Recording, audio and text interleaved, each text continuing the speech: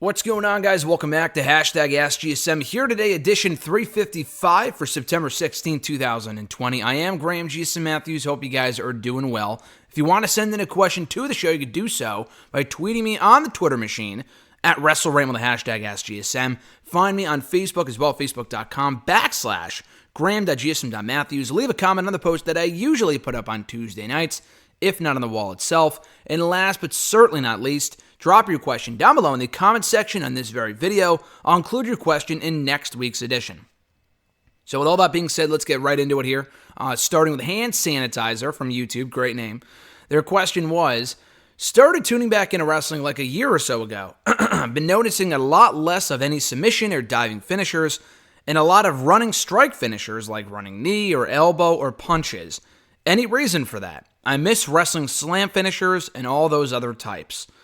Yeah, that's a great question. You're absolutely right. When I first read your question, for some reason I thought you said there's a lot less of like the striking finishers, and I was going to say there's so many of them, what are you talking about? And then I realized you actually said the exact opposite, in that there's actually too many striking finishers and a lot less slams and stuff like that, and diving. Everybody fucking dives now. I dive, you dive, we all dive. Ivar dived last week on Raw, got injured from it. Dexter Lumis dived in NXT about a month or so ago, got hurt from it. There's got to be a lot less diving, and it's been out of control for a long time now. It's not a 2020 thing. I remember the Usos, and not that they're an exception, because really no one should be doing it a lot, but the Usos were doing it like every fucking six-man tag team match they had in, 2014, 2015? They were facing Harper and Rowan like every other week, and the matches were great. But they were doing way too many dives. Harper was diving. Rowan was diving. And if everyone does dives, then it's not special. And I've said this before, especially with the bigger men. They have no reason to be doing dives. And as I've seen other people say and write and whatever, they make a great point in that leave the diving to the younger, not to the younger guys, to the smaller guys. Because they kind of get away with it just because, and even then it's a little much. But with the dives and whatnot, they're able to do that because they can't do the bigger stuff. So when the bigger guys start doing the smaller stuff and the smaller guys can't do the bigger stuff, what's so special about those smaller guys? What's special about the cruiserweights, the 205ers, and people like that? You know what I mean? But that's just really a minor thing compared to the running knees and the strikes and the elbows. Adam Cole does the last shot, a running knee to the head. Daniel Bryan does the running knee, although he's been doing that for a long time now. Chris Jericho does the Judas effect, the back elbow to the head, which is a cool finisher, I think. But, you know, it's still a striking finisher. It's all the rage right now. It feels like we go through cycles where certain types of moves become finishers. Like, there was a time a few years ago, and we still kind of see it today, where, like, everyone was doing a fucking 450 splash or a Phoenix splash or a shooting star press. Evan Bourne's shooting star press 10, 12 years ago was so special because very few people on a major stage, such as a WWE or an Impact or whatever, were doing it. Now everybody and their fucking mother does a 450 and a shooting star press and a spiral, whatever those moves are called. Everyone does it, even just for a near fall. So when you do it for a near fall, it's not special. The Canadian Destroyer, I've talked about that ad nauseum here on the show and elsewhere, how literally everyone and their brother, that being Dustin Rhodes, does a fucking Canadian Destroyer, and very rarely now does it actually put someone away. Yes, Adam Cole did beat Pat McAfee with it at TakeOver 30 last month. Other than that, though, I can't tell you the last time I saw Canadian Destroyer win a match. And maybe it happened recently in AEW. I think it happened recently in AEW. With like a Jurassic Express six-man tag team match or something. But on the, usually though, we don't really see, on the norm, we don't really see Canadian Destroyers put people away. I agree, it would be nice to see more slams, maybe just because they were overdone years ago with the choke slams and the body slams and the power slams and stuff like that. That we're starting to see a new wave of new finishers come around. But yeah, I think a return to the wrestling slams and whatnot would be a nice change of pace. What's old is new again, is what I like to say. Emmanuel A. from YouTube, his question was, it's fitting that you mentioned NXT's formula of long heel title reigns and shorter babyface reigns being nothing new, since I wanted to talk about that. It's been said that NXT is more traditionalist-based than the main roster, with the ratio of heel babyface reigns being a prime example, as WWE, even as far back as when it was WWF, usually prioritized babyface top stars and babyface title reigns in contrast to heel-led promotions like the NWA and WCW. In fact, did you know that the longest WWE Championship reign, where the holder was a heel for its entirety, was Billy Graham at 296 days? What's more, Graham's run was the first heel WWE Championship reign, as previous heels, Ivan Koloff, Stan Stasiak, were purely transitional. Interestingly enough, Yokozuna and JBL are tied for its second longest at 280 days, which is coincidentally the same as Triple H's longest title reign, that being the infamous Reign of Terror World Heavyweight Championship reign from 2002 to 2003. You are absolutely right, though. I didn't bring that up last week, but you were 100% right, where I was thinking, when I was talking about long heel championship reigns, I was thinking more along the lines of WCW, NWA, more traditional promotions. I didn't really think about WWE, and you're absolutely right that it's the exact opposite with the main roster, and it has been for a long time now. Not just recently, but decades ago. Hulk Hogan was fucking champion for how long? Years. Bruno Sammartino was champion for years. Bob Backlund, champion for years. John Cena was a champion for over a year, was WWE champion for over a year. Batista was World Heavyweight Champion for the same amount of time, 280 days or something like that. My phone just went off, I apologize.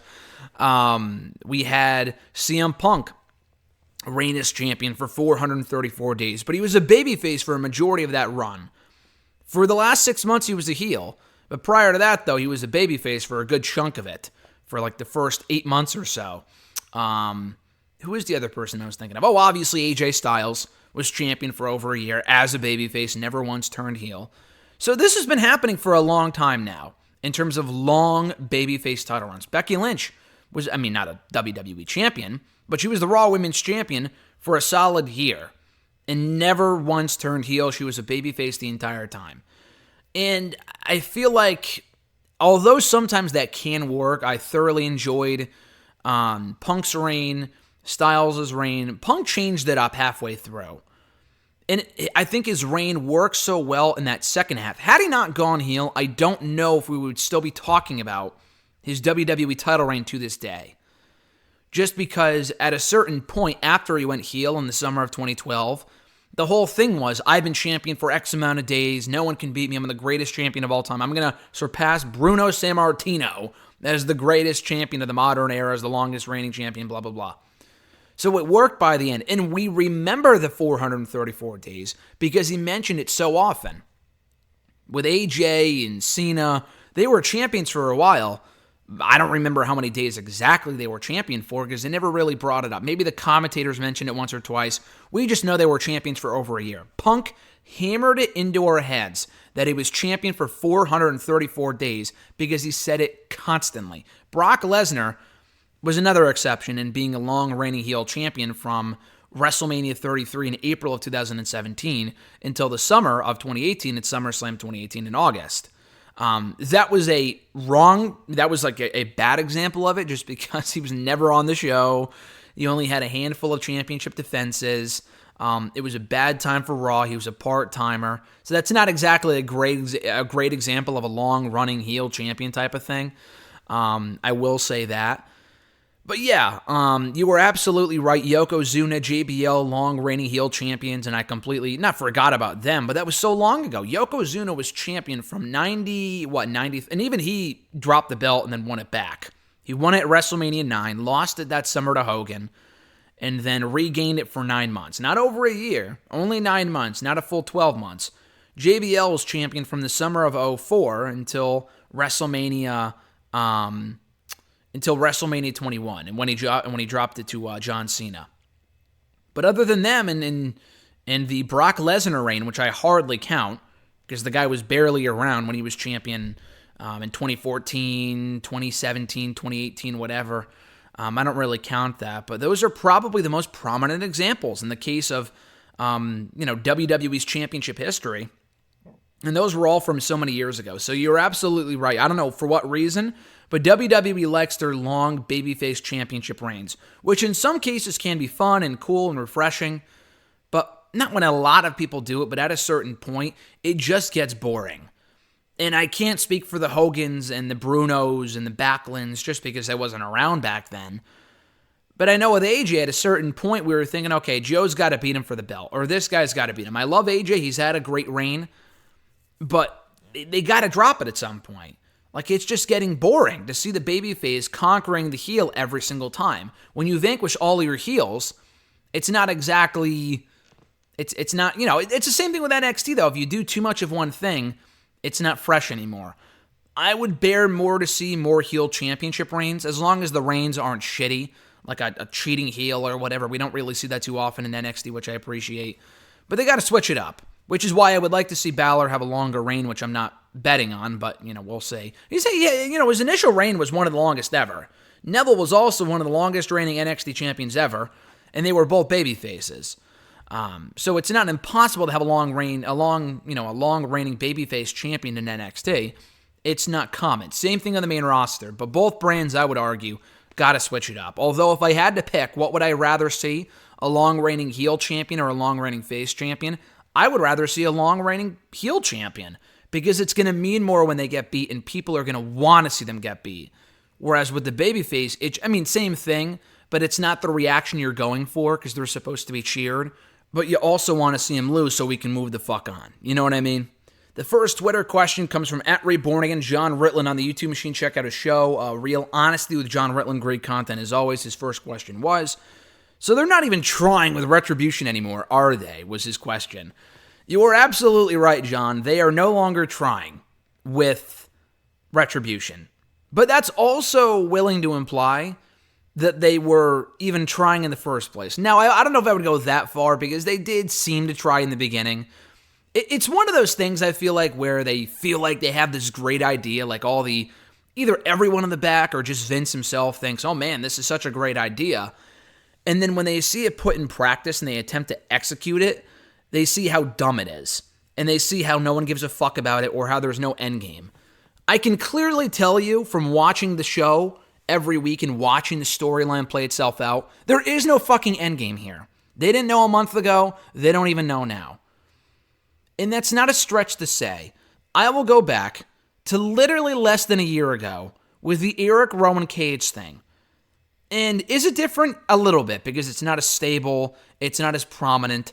But listen, Eric Rowan was on Raw every fucking week for 6 or so months on Raw with that dumbass Cage, which went absolutely nowhere.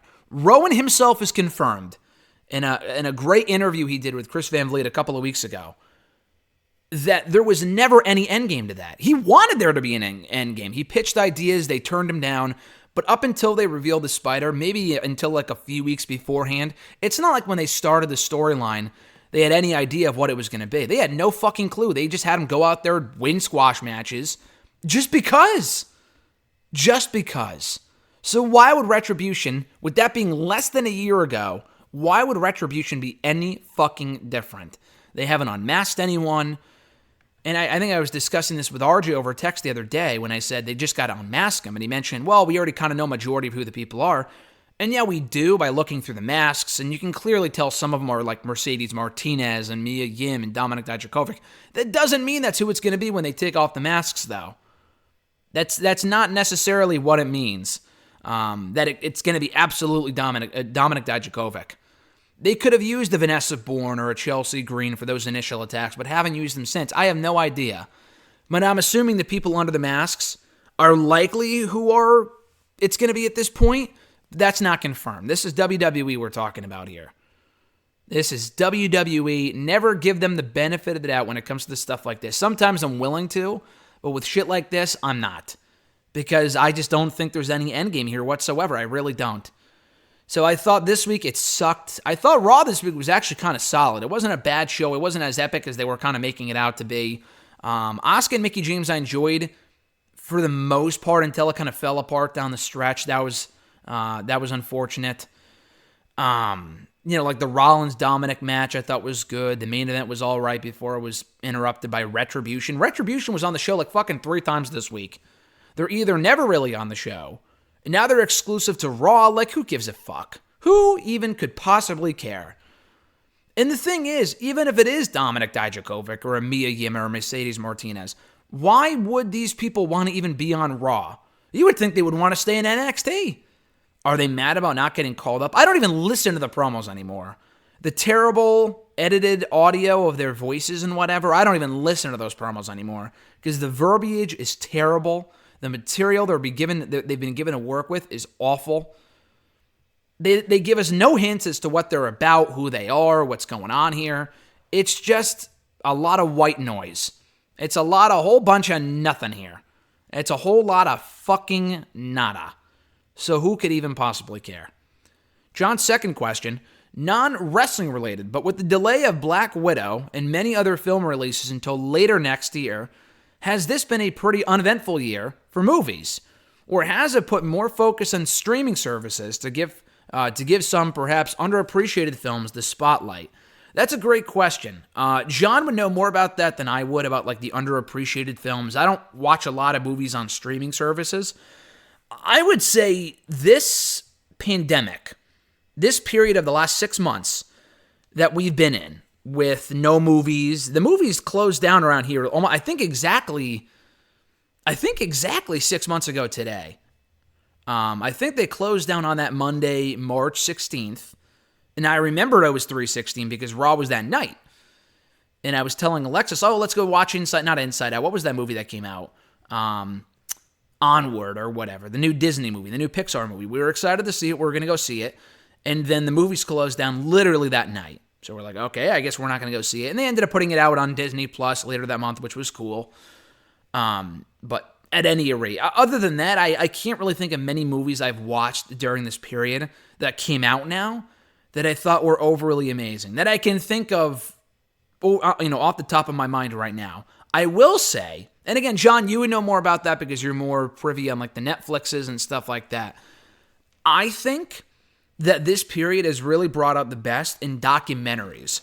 The two that come to mind that people just were raving about for a long time. The Last Dance, which I've only caught the first episode of so far. I started to watch it about a month ago. We got hit with a hurricane. I've been extremely busy ever since. So I've yet to finish that. But that came out, The Last Dance, the Michael Jordan documentary on Netflix. Or actually, it was originally, I think, on ESPN. Now it's on Netflix. Obviously, Tiger King, at the very beginning of the pandemic. That came out like literally right after the pandemic started. That was huge. Other even TV shows. I saw a lot of people talking about Ozark, Upload. I'm not sure when Upload came out. I think it was at the beginning of the pandemic, but it might have been before. I haven't watched it yet, but I know that came out. I'm trying to think what else. I know The Boys came out on Amazon. That's like a superhero-esque show. I haven't seen it yet. I'm very intrigued by it. I want to watch it. That's out right now. That's season 2. That's not like a new show. It's relatively new, but it's a new show. It's a new season, not a new show. Among other things I'm probably just not thinking of right now. But yeah, I think this pandemic, from what I've seen and what I've been paying attention to, has really given us some great documentaries and great TV shows. Movies as well, to a certain extent. I haven't seen Scoob yet. I heard it was terrible. Like, I don't know where that's coming from. I think, John, you actually watched it. I want to still watch Scoob at some point. I was a huge Scooby-Doo guy when I was in 3rd grade, 4th grade. I fucking love Scooby-Doo. 2nd grade, early elementary school. I still want to watch it. I think it's still free on Amazon, if I'm not mistaken. I know that came out. I wanted to watch, what's it called? The Batista movie, My Spy. That was supposed to be in theaters. They put it out on Amazon Prime in late June. I heard good reviews about that. I haven't watched it, and it's been months. But I want to watch that one of these days. I know Peacock came out. I guess I technically have Peacock because I have Xfinity. I have yet to watch a single show on it. I haven't even looked at it yet. I know the Psych movie came out. Emmanuel is going to know about that. Psych, the movie 2, the second Psych movie.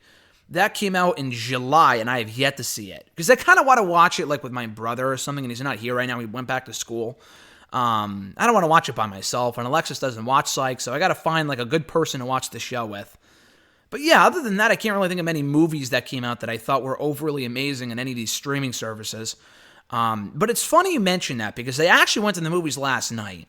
because I guess it really depends on where you live. I was talking to someone from Chicago a couple of days ago, and we were actually talking about going to see, I think, well, it was Chris, actually. It was Chris Mueller from our Marvel's movie podcast that we do, the MCU Rewatch Review series, and we were talking about how the way that I've timed out the podcast going forward, that it was actually going to end right before Black Widow was supposed to be released in early November.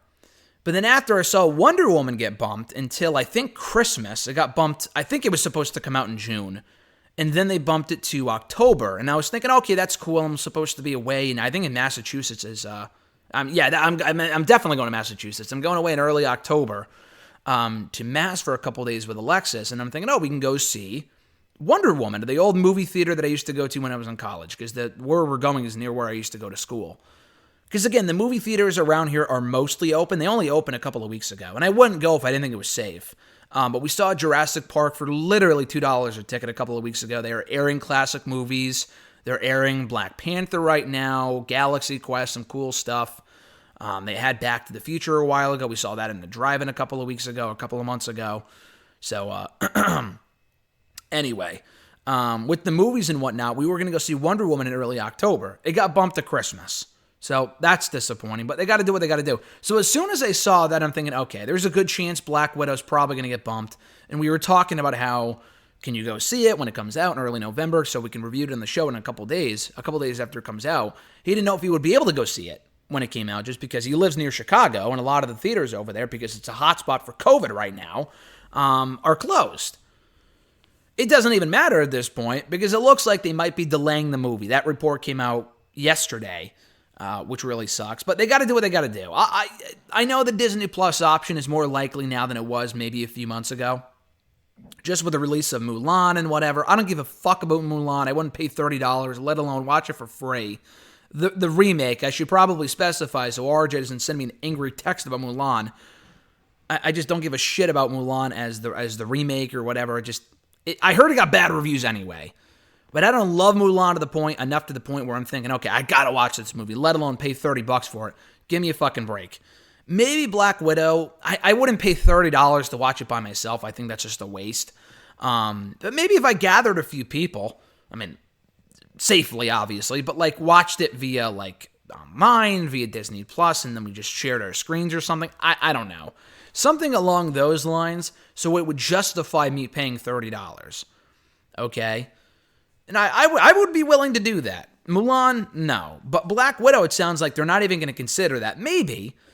But it sounds like they're more likely to push it back until next year, which really sucks. So to answer your question, I know I really spent a lot of time on this question, but to answer your question, the second part I kind of already did answer. Has it been an uneventful year for movies? Absolutely. I mean, the thing is that 2020 I don't think was going to be great for movies anyway. I mean, you asked me this question about a year ago, maybe 9 months ago in December, as many other people have as well. What movies was I most looking forward to in 2020? And you can go back and listen to those shows. I don't remember what episode it was exactly.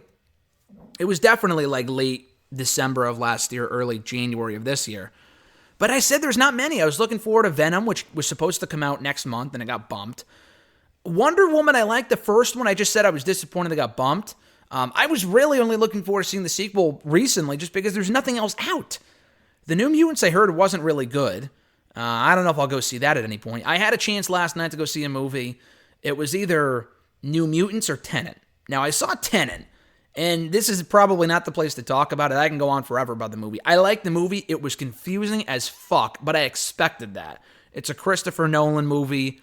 It was paced a certain way that I knew I was going to get lost. And I watched the video from New Rockstars later on in the day, or later last night with Alexis after we went to go see the movie, and I understood it a bit better. I'm like, all right, yeah, that's cool. It was a good movie. Probably not a movie I would watch again, but it was still a good movie.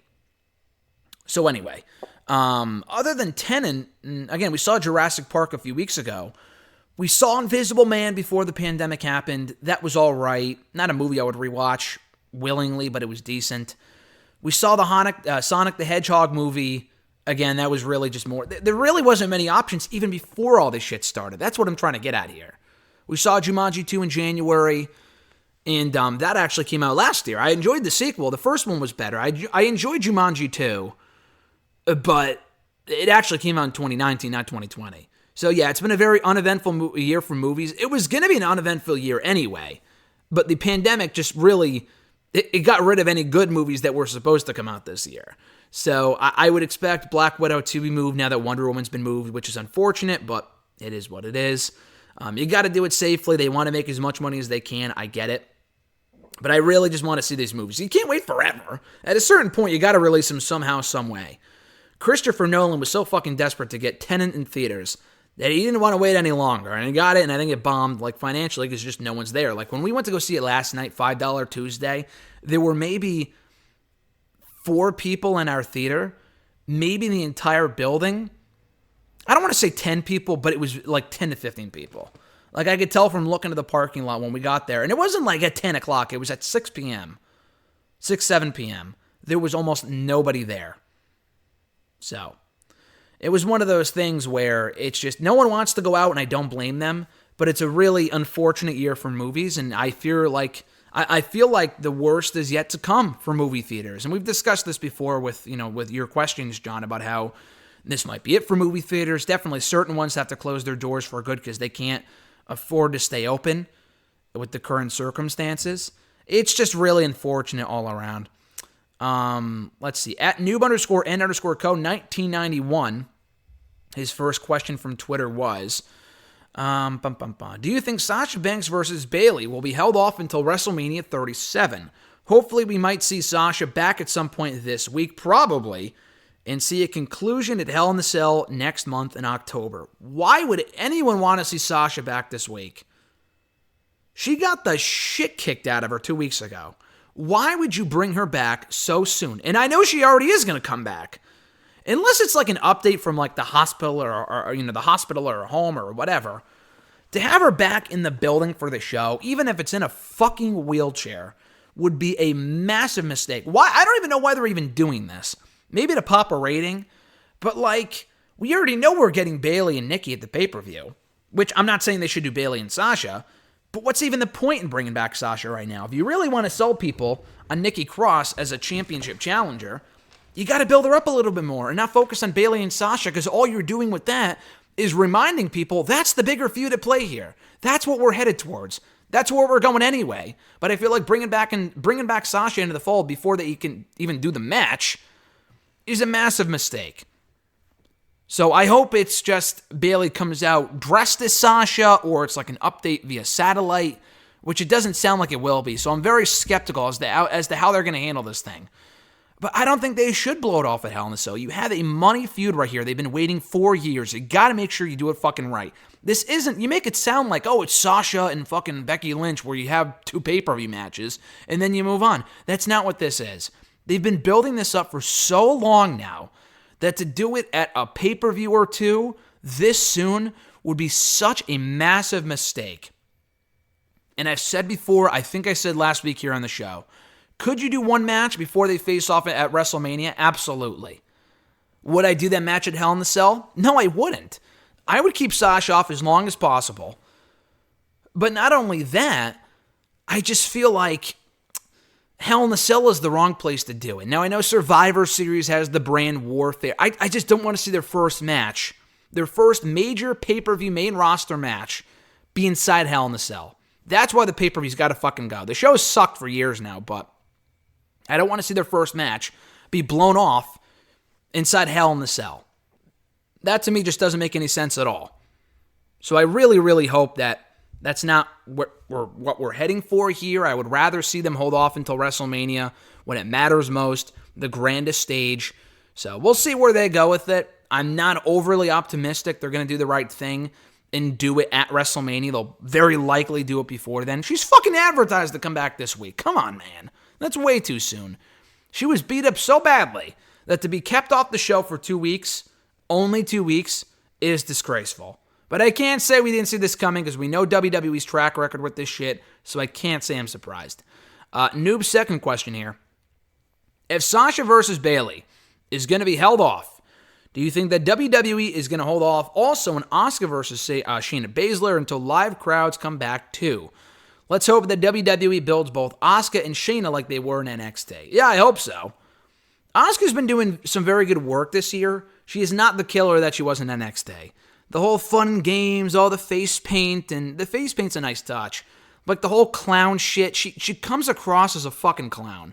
And listen, I'm an Asuka fan, but the whole fun and game shit, it just annoys me to no end. I don't know if she's supposed to be a heel or a babyface. I have no fucking clue. She's supposed to be a babyface, I think. But the whole, like, it's not even the rambling in Japanese that I think is the issue. It's not an Asuka issue. It's not that she can't speak English. She didn't really speak English. She probably had worse English 4 or 5 years ago because she wasn't in the company that long at that point. But they made it work. She didn't say a lot, and when she did, she kept it short and sweet. All of her promos now are in Japanese, and it's not an Asuka thing. WWE, in my opinion, probably is like, oh, speak in Japanese, it'll give you more heat, or it's funny that we can't understand you. It's so fucking dumb. Or put up subtitles or something. They're definitely doing that on purpose, just to make her come across as annoying. The whole dancing thing, I know that's very popular with a lot of people. I find it so obnoxious, it's almost made me not a fan of Asuka. And I love Asuka. She's a great wrestler. Her matches are still very, very good. But the character with her, whatever it's supposed to be, is beyond annoying. It's so incredibly fucking annoying. I'm sorry. They got to make her go back to what she was doing in NXT as a silent badass. And if you can have her speak Japanese, that's not the problem. But they make it sound like she doesn't know any English at all. And when she does speak English, they have her act all goofy with it. And maybe that's an Asuka call. And if it's an Asuka call, it's the wrong call. Because it's just not entertaining. I think it's incredibly annoying. Shayna's even worse. I mean, Shayna's, she's done some decent work recently. She hasn't come across as much of a joke. She hasn't, acted like a clown like Asuka. Her issue is that the booking just isn't there. Yeah, she's one half of the tag team champions. Who fucking cares? The titles mean nothing. Can anyone possibly care about Shayna Baszler as a women's tag team champion? All right, I will say Sasha and Bayley did their best to restore prestige or put prestige for the first time, whatever, into those championships. But Shayna and Nia do nothing for me as tag team champions. So it's not like, oh, she's been redeemed after months and months and months of bad booking. Here she is. Like, she should be in the Raw Women's Championship picture right now. She lost the Royal Rumble. She lost the WrestleMania. She lost the Money in the Bank. She failed to become number one contender on multiple occasions. She was gone from the show for months. She's a fucking loser. Being with Nia and giving her a little championship ain't gonna make it all better. Her being tag team champion solves nothing. She should be facing Asuka right now.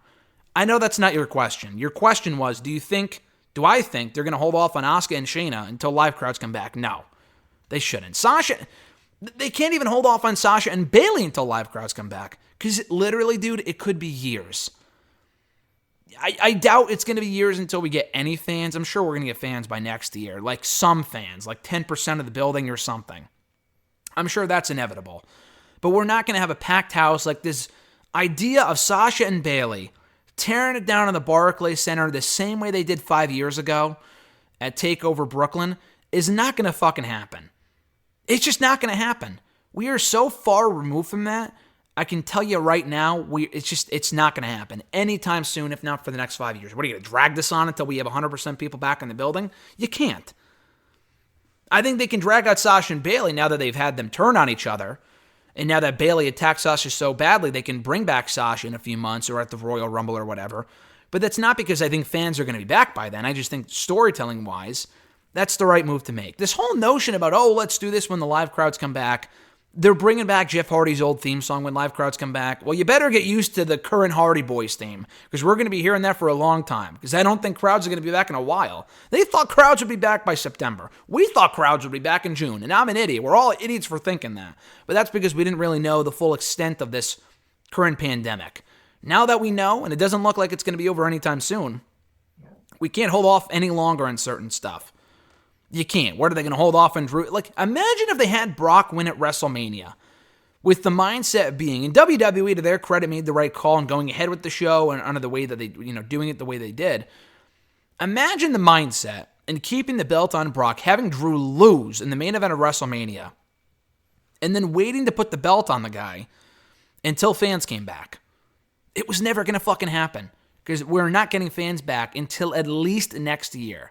Are they going to wait until next year to do it? Fucking no. Absolutely not. And they shouldn't wait until next year or they shouldn't wait until fans come back. I mean, they should wait until next year for Sasha and Bayley, but not because fans are going to be back, and definitely not for Asuka and Shayna. The issue with Asuka and Shayna is that I really want it to be an exciting, awesome feud like Sasha and Bayley. I don't get that excitement from it. And I absolutely should. They're two of the greatest NXT women's champions of all time. But I don't get the sense like, oh, it's a money feud. It can be this great feud. It can be a good feud. But unfortunately, both women, Asuka as a character and Shayna's booking has been so bad this year that it has made me infinitely less excited for an Asuka-Shayna feud. Again, I'm sure it could be good, but it's not going to be built up to be this epic encounter as it would have been a year ago. That I think it probably would have been. Asuka is just not the same as she was in NXT.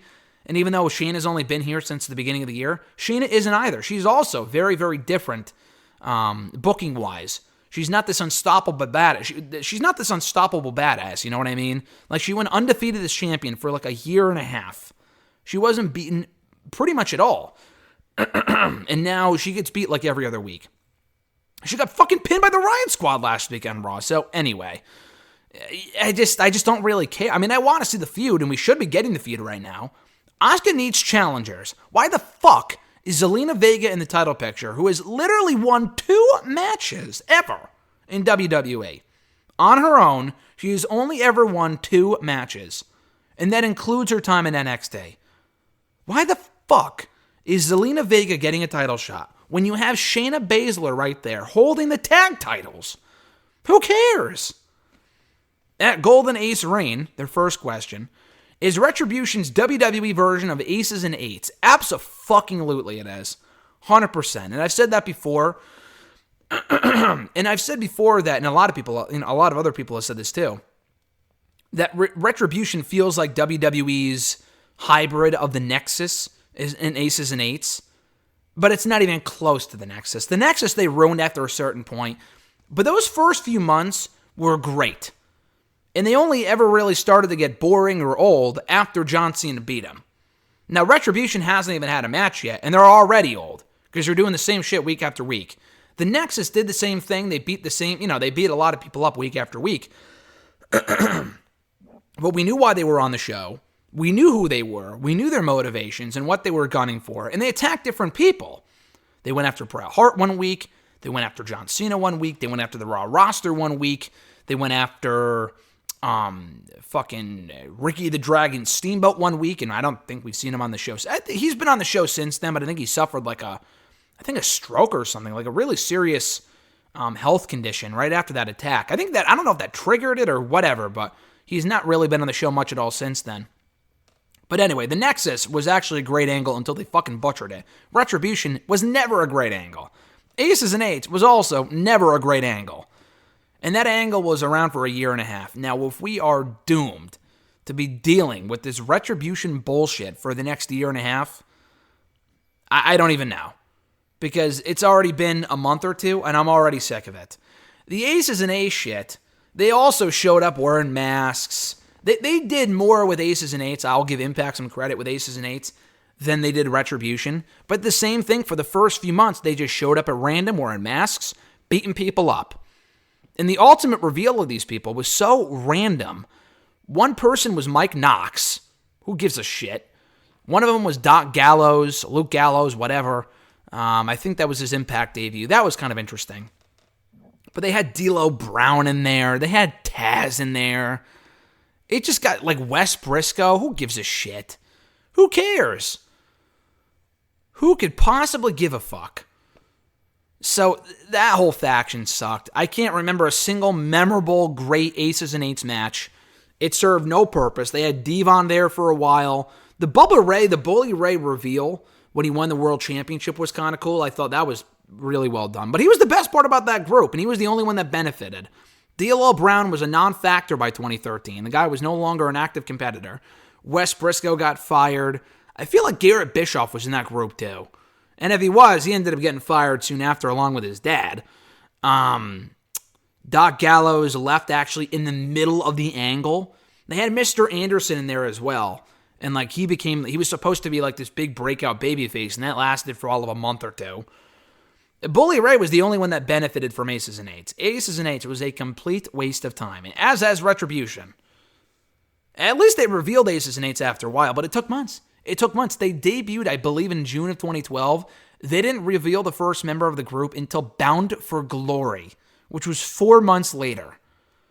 They can't wait that long now. They just can't. WWE, I mean, it was an issue with Impact. It was a problem that Impact had with that group. It's an issue that WWE has. WWE just doesn't have the patience. So I'm not even sure they're going to wait that long. We may no longer see Retribution a week or two from now, a month from now. I don't think it's going to last. I really don't. Because the faction sucks. We don't know any of the members, and they just have no motives. Aces and Eights, to a certain extent, appear to have some sort of a motive. Retribution, I know it's only been a month and a half. I don't even if they do have a motive, I don't care to find out their motive. Because it's been so long they've been doing the same shit, I just don't give a fuck anymore. You gotta strike while the iron is hot. I'm not even sure if that iron was ever hot with Retribution, but it certainly is not now, I'll tell you that much. Their second question, should AEW be doing more with Jack Evans and Helico? Absolutely. Now, their tag team division is so stacked, this is exactly what I'm trying to get at here. I was saying this last week. I put this in my quick takes article for Bleacher Report. Jericho and Hager, not a bad team, but when you put them front and center in the tag team division, when they don't need to be, yeah, I guess it benefits Jericho to be doing something different. You already have a fucking tag team in the Inner Circle, and their names are Santana and Ortiz. They've been having a decent feud with Best Friends, but they have barely gotten any title shots. And this is one of the best teams that they have. I just feel like putting more and more teams in this division, and listen, they have a great tag team division. It's the best anywhere right now. But you also run into an issue, a legit issue, where you have too many teams. Because you can't focus, you can't push everyone at once. And Helico and Evans, it's not like they pushed them and they never pushed them again like the Lucha Bros. They pushed them for a while. I don't understand that. They pushed them for a while, and then they did nothing with them. I just don't get that because they're so good. Then they were teasing last week they might be split up. That would be just ridiculous. And Evans and Helico have never gotten an opportunity. Literally never. They have won minimal matches in AEW since they signed early last year. These guys are too good to be doing nothing. Why even bother fucking signing them if you're not going to do anything with them? I mean, obviously, maybe just to have them job, but that's what the Natural Nightmares are for. Why do the Natural Nightmares have more fucking wins than Evans and Helico? I don't give a shit about QT Marshall, and Dustin Rhodes is great and all, but like the tag team bores me to tears. Evans and Helico are infinitely better in the ring. I like their characters, whatever they're supposed to be. I just would rather see those guys pushed over the Natural Nightmares. So 100% they should be doing more with those guys. And I know there's this whole notion, AEW is perfect. They use everyone perfectly. They're not utilizing those guys. And if there's anyone that might leave the company at some point, if I had to take a bet as to who, like, the first people to leave AEW, I mean, obviously Kylie Ray was technically the first. She left last year. But if I had to take a bet as to who the first person might be that leaves the company, it would probably be these two. Not to go to WWE or anything. They'd probably be just as underutilized over there, likely. But I could see them going back to Mexico or doing something with Impact or Ring of Honor just because they're not doing jack shit in AEW. So why the fuck should anyone care about them? And these guys are too talented to be sat on the sidelines doing nothing. And it's been long enough now where it's like, okay, you clearly have no plans for these guys. It's not like, okay, we kept them on the back burner. And I know they were gone for a while during quarantine, but they weren't doing anything with them before the pandemic, and they're not doing anything with them now. Fucking Helico lost to Orange Cassidy in like a minute or two last week on Dynamite. You might as well just leave at that point. They have no plans for you guys, sorry. His third question, could you see Eric Young feuding with Sami Callihan for the Impact, for the Impact World Championship at some point? Could I? Yes. I don't think so, though. Probably not. First of all, it's not really a feud that I want to see. I'm not saying it'd be bad, but, Sammy's kind of a babyface now, kind of like a rebellious babyface. We have Eric Young, who's been a great heel since he came back to Impact. But I don't see Eric Young leaving Bound for Glory still the champion. We found out last night on Impact that it's going to be Eric Young versus Rich Swann for the Impact World Championship in the main event at Bound for Glory. Now, I think Eric Young is defending the championship against Eddie Edwards before then, in a couple of weeks. So, obviously, I would expect Eric Young to retain. He faces Rich Swann at the pay-per-view. With the story they've been telling, could they have Young win? Of course. Do I think they will have him win? No, I think the whole purpose of the story is to get Rich Swann over as a main event player. And they would do that by having him beat Eric Young at the pay-per-view. So I don't think Eric Young's going to be champion past that pay-per-view. I mean, I guess they could. I just don't see that happening. So I think Rich Swann wins, and if Rich Swann wins, Eric Young ain't facing Sami Callihan for the World Championship. Now, they could do Eric Young and Sami Callihan coming out of that event. It just wouldn't be over the world title. Sami Callihan is a really weird thing just because they teased that he wasn't done with Tessa. After Tessa beat him for the championship earlier this year, Sami disappeared for a while. And then even before the pandemic happened, I know the pandemic probably messed up their plans, but even before the pandemic happened, Sami came back and he went after Ken Shamrock. And I'm thinking, this guy, I mean, he was acting like, oh, I'm going to get my title back from Tessa, blah, blah, blah. There was no mention of that anymore. And then Tessa never came to work and she disappeared, and that was it for Tessa Blanchard and Impact. But he never went back after the World Championship, I don't think. I mean, actually, he got a title shot a couple of weeks ago. He faced Eddie Edwards, and he lost. But that was a one-night thing. It wasn't a storyline. So I thought that was a little interesting that he hasn't gone back after the belt since then. But I don't think he will anytime soon. If we do get an Eric Young, Sami Callihan feud anytime soon, I would assume it's not going to be over the championship. At Jeremy8911 from Twitter, do you agree that the Hurt Business are one of the best things going in WWE? And would you like to see them with all the gold? 100% is one of the best things going in WWE. I've said that before, that they're, to me, the recurring highlight on Raw almost every week.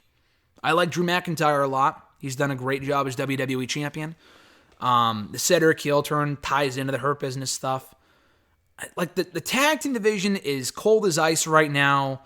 Drew and Orton is just, it was a great feud going into SummerSlam. The whole kicking my head off and hurting my jaw shit has been stupid. There's been way too many non-finishes with the McIntyre, Orton, Keith Lee matches. Doesn't really do much for me.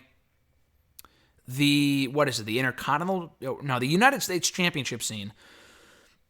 Jesus, who's the champ? Oh, Lashley. So that kind of ties into the Hurt Business as well. That they're the best things going on Raw right now. There's not a whole lot else going on Raw at the moment.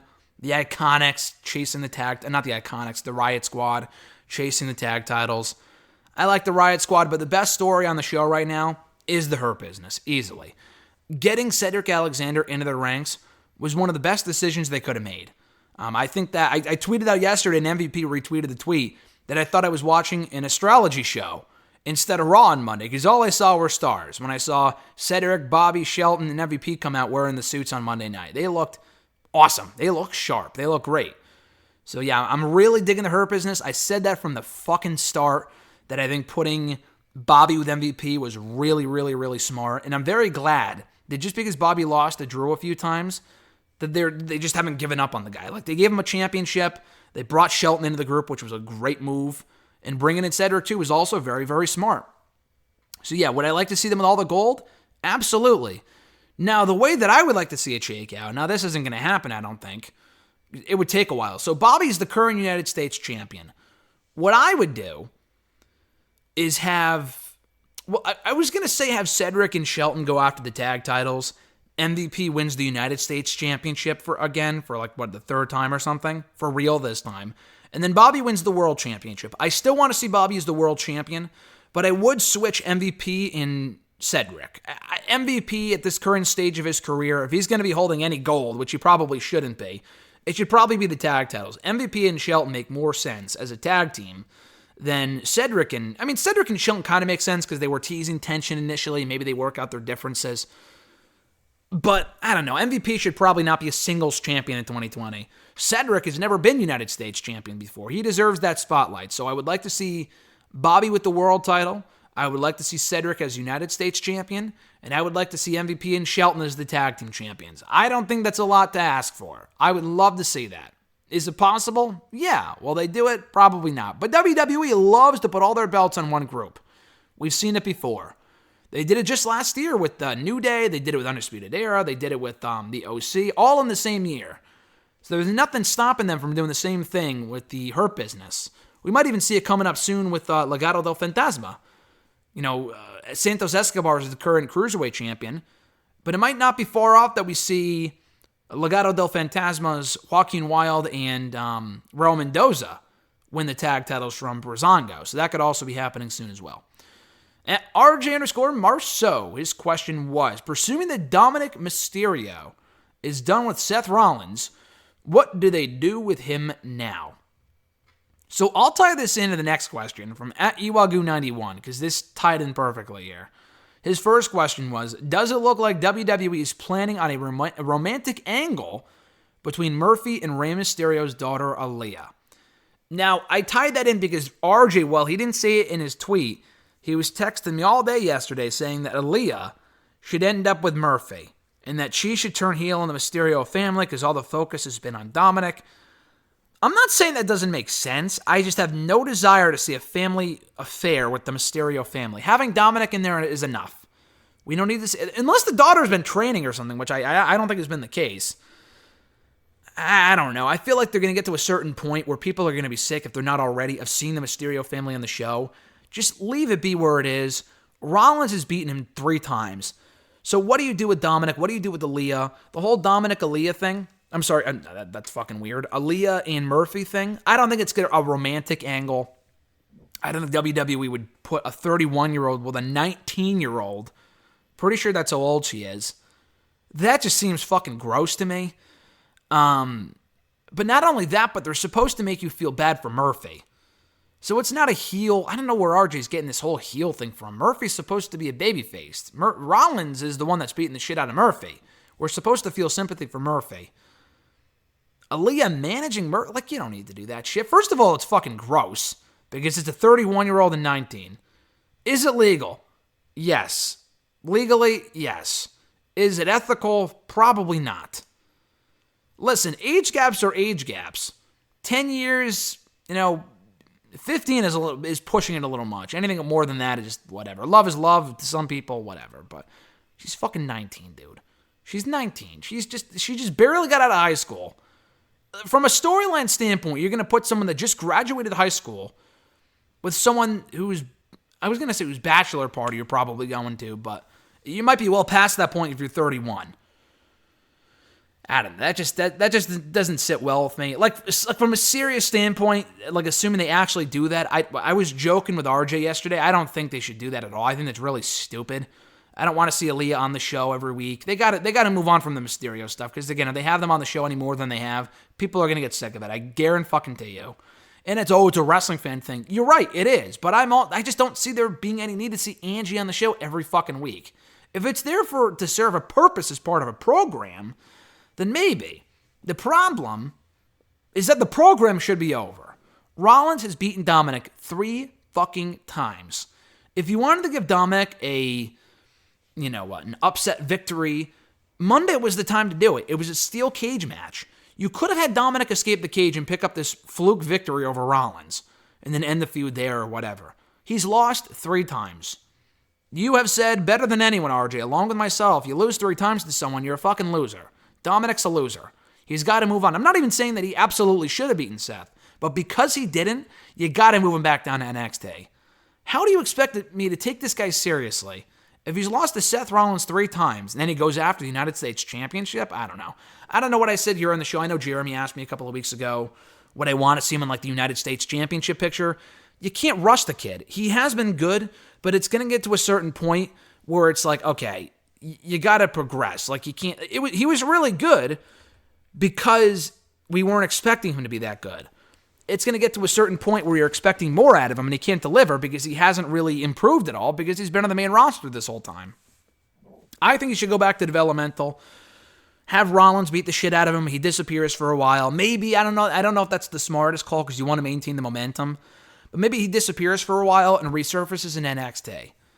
I know it sounds like an odd fit, but I just can't take him seriously on Raw. Like, I don't see him being credible enough to be beating guys like Bobby Lashley or Apollo Crews or Cedric Alexander or Ricochet at all. And if you want to avoid him wrestling on main event against Titus O'Neil or Riddick Moss, then you should move him to NXT while you still have the chance. I don't think putting Aaliyah with Murphy is a good idea either. I just said that. I think that's stupid. I know that WWE posted a picture on it. I think that was more to gain sympathy for Murphy than anything. But if she's falling for Murphy, which I think there's a decent chance they could actually do it. I'm not even saying they won't do it. I'm just saying they shouldn't. Because I think that would be incredibly dumb. To put Aaliyah, the daughter, with it's just weird. So I don't like the idea. I don't think they'll do the idea. As far as Dominic is concerned, I would put him back down in NXT. Not even back down. He's never even been there. He was at the Performance Center training. That's the extent of it, though. But yeah, I would put him down in developmental. At UWalgu91, second question here. For the 1-year anniversary episode of AEW Dynamite, do you see Kenny Omega mirroring what Jon Moxley did to him in the first episode last year to restart their feud? That's actually a really good idea. The weird thing, real quickly, this doesn't really have to do with your question, but I mean a little bit. The anniversary edition of Dynamite, I guess, is coming up on, what is it, October 14th? I'm pretty sure it's October 14th, which is weird because Dynamite debuted on October 2nd. Now, you would think that the anniversary episode would either be September 30th, which is a year, except minus, because it's a leap year, so it's not going to be October 1st, which would make more sense. It's September 30th. Okay, I could see why you wouldn't want to do that. But why not October 7th? Is there something else going on that day? I thought that was weird, so anyway. I think that would make sense, because I think we are probably getting Moxley. Well, yeah, actually, think about it like this, because we're getting Moxley and Archer on that anniversary episode. We're probably not getting a rematch at the pay-per-view, and I really wanted Archer and Moxley to be safe for Full Gear. I know it probably wasn't going to be, and it's not. So we all know Archer's losing. Moxley will need a new rival. So Moxley beats Archer, and then you can have Omega take out Moxley. And then, as you said, and then kick off the build to their next match. That's assuming they don't do Paige and Omega one-on-one at that pay-per-view, which is possible. It doesn't sound like it is, though, like it's going to be happening. I know Omega's teasing I'm not actually a heel. I'm just, whatever. I just don't want to team with you anymore. We're going our separate ways. What if they just go their separate ways? They pretend like they're both babyface, and Paige will be and should be, but Omega ends up going heel on that episode. I think that'd be cool. That'd be a great way to close out the show. Now, not exactly the same way, because that first episode of Dynamite, they had that 6-man tag team match. I think it was Jericho, Santana, and Ortiz versus the Young Bucks and Omega versus the Elite, okay? Omega disappeared because Moxley brawled with him into the back, put him through that glass table, which was cool, but how the fuck does that not equate to a disqualification? That was stupid. That was dumb. So I don't know if I would do that exactly, especially now that it's not a 6-man tag team match. I'm just saying afterward. Afterward, maybe Omega goes after Moxley, puts him through a glass table. And yeah, I think that'd be a really cool idea. Exactly 1 year later, doing the exact same thing with the roles reversed. I think that'd be a really smart idea. His next question, your thoughts on the latest episode of Dynamite gaining 1 million viewers. I think it's awesome. I thought it was a good show, not a great show. Especially down the stretch, it just kind of felt like there was a lot of just, not filler, but it wasn't a great show. But Miro's debut was cool. Tonight's show should be good. It just further proves why NXT and Dynamite should be on separate nights. Now, I know NXT's on Wednesdays to hurt Dynamite, but it's hurting NXT more. And I also know that Vince doesn't give a shit about that. Maybe I'm wrong, but I think they would rather hurt AEW at the expense of NXT than have both shows thrive. They've already re-signed a new multi-year TNT deal through 2023, 2024. They're not fucking going anywhere. Is AEW and Dynamite on TNT with Dynamite, which goes to show that there's really no point in keeping both shows on the same night. I think the initial goal was to ensure that Dynamite's viewership gets hurt by NXT going head-to-head with it, and NXT would win, they would squash Dynamite, they won't re-sign, and that would be it for AEW. Clearly, that was far from the case, because not only did that not happen, but Dynamite has squashed NXT in the ratings almost every single week for the last year. You gotta move on. And I think NXT being on Tuesdays, and I think USA Network would agree, executives at that network would agree, that having NXT on its own night, not going head-to-head with Dynamite, is just a way better option. It gives more viewers for NXT, it allows Dynamite to get more viewers, which they don't want, but you gotta weigh the pros and cons here, because if NXT continues to go down in the ratings, there may not even be an NXT in a couple of years, which I'm sure Vince doesn't give a fuck about, but I'm sure Triple H definitely does. It may not even be a couple of years. It might be before that. They might get the boot right back to WWE Network, which I definitely do not want to see, because they got to grow. I know people are like, oh, the network era was better, which I've gone on a rant about that before. That makes no sense to me. 2 hours is sometimes not the greatest, but those 1 hour NXTs were usually very dull. Aside from a main event or two, those episodes were very dull. They were very character heavy, which is good, but we're getting that now on the 2 hour shows as well. That's a whole other argument for another day, but Yeah, I think NXT should go to Tuesdays or Thursdays. I would prefer Thursdays, but whatever night it's on, Impact is bound to go to the other night. Impact would probably go back to Thursdays, and if NXT goes to Thursdays, then Impact would stay on Tuesdays. They're usually very good about that type of thing, but yeah, I think it's great for Dynamite to be getting 1 million viewers. NXT may not be, but it's cool. And they weren't too far off. They were in the 850,000 range, which is still pretty damn good for NXT standards.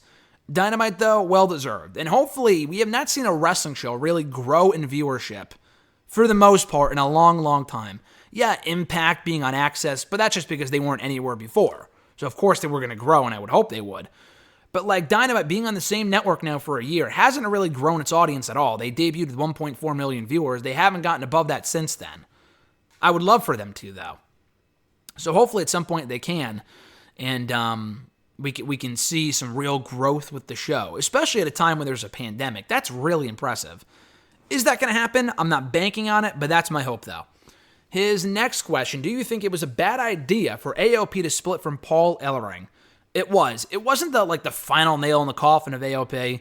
It was actually probably the first nail in the coffin of AOP. Was when, they had to be moved to Raw when they did. I was petitioning for that for a long time. They had to be moved to Raw fucking after SummerSlam the year prior. And then WWE finally did it after WrestleMania in 2018. But, I know they got hurt a lot and stuff like that. Not a lot, but to say they're injury prone, I think would be unfair because one got hurt and then the other got hurt. That was it. Bad booking did them in. The Drake Maverick thing did them no favors. They were Raw Tag Team Champions for a cup of coffee. Being put with Rollins was smart. But you also got to remember, they were healthy for a long time last year, I believe. And they weren't used on TV until September, October, November. Which was a joke. So it's like the whole Emelina thing when she was cleared to compete in late 2016, early 2017. They just kept her off TV for no reason. So that same thing happened to AOP last year, I believe, if I'm not mistaken. But yeah, they should have never split them away from Paul Ellering. And he said he was up to travel. It wasn't like, oh, he's old, he doesn't want to travel. He said he would. Maybe at some point he would have said no. But at least initially, at least early on, he was willing to travel. And I know Vince probably doesn't like Paul, or he just thinks he's too old for the product. I don't know. But I thought that was a shame when they split him up. Because I thought that was a great pairing. AOP can still be great without Ellering. But Ellering was a great part of their act. It was a great addition to that act that should have never been removed. At Scarlet, one with the final 3 questions of the show here for today. First question, did you hear about how Vince McMahon apparently told Miro/Rusev that fans were only chanting Rusev Day because they were fucking with him? Yeah, I did hear about that. And that sounds absolutely like something Vince would say. 100% I could see him saying that. Oh yeah, they're only chanting that to mock you. They don't actually like you. They're just doing it to fuck with you. Listen, there's a lot of trolls out there in the internet, in the wrestling audience. That was not the case with Rusev. Were they trolling with him by buying his t-shirt? Get the fuck out of here. People would not spend, most people I should say, maybe some people would, definitely I know some people would not spend that type of money. And all these trolls at once just thought to buy his shirt just to fuck with the guy. Get the fuck out of here. People genuinely liked and still do like Miro/Rusev. And the Rusev Day thing was so over. Because the guy's entertaining. They weren't doing it to fuck with them. That makes no sense. It's so stupid. He's just looking for anything to fit his own narrative. So I could absolutely believe that. What do you know about Teddy Hart? I know who Teddy Hart is. I've only seen him in action in person, I think once. At a fucking big-time wrestling show last August. I didn't meet the guy. I think I saw that he came out with a cat. I think I knew that he came out with a cat for his entrance. I don't want to speak too much on him because I'm not overly familiar with his work or what he's about. I've just heard that he's a piece of shit. I think he either used to or still does date Maria Manic. And there were some rumors there that domestic abuse was happening or whatever. Again, I can't really speak too much to that. I don't really know a lot about it, but I have seen some stuff about it online and on Reddit and on Twitter and whatever that they were together and that he abused her. I think he went to jail at one point. He has a lot of issues, I believe. I think he showed up at a WWE show trying to get a job. AEW, same thing. NXT, maybe not WWE, but definitely NXT. Just a really weird guy. Really weird guy. He's been in the business for a long time now, I think. I think he was with MLW. I don't know if he still is, but yeah, I'm not a big Teddy Hart guy just because I haven't really seen much of his work, but just from what I know about him. He sounds like Alberto Del Rio 2.0, so no thanks.